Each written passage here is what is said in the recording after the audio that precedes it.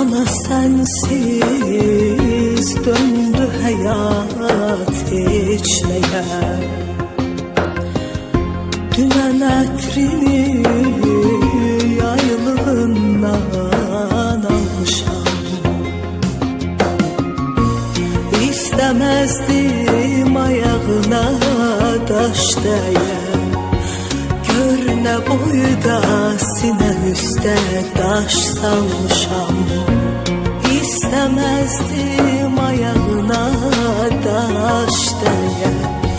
Gör ne boyda sinem üstte taş salmışam. Sensizlikler indi necel barışam.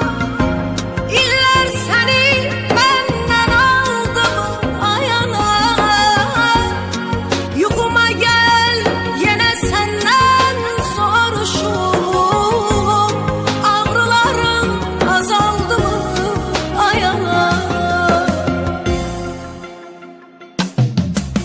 Ömrüme kış geldi anam, ömrüme kış geldi anam.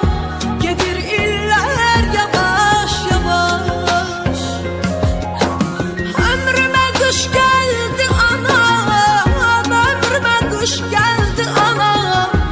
Dolupdur gözlerimde yaş.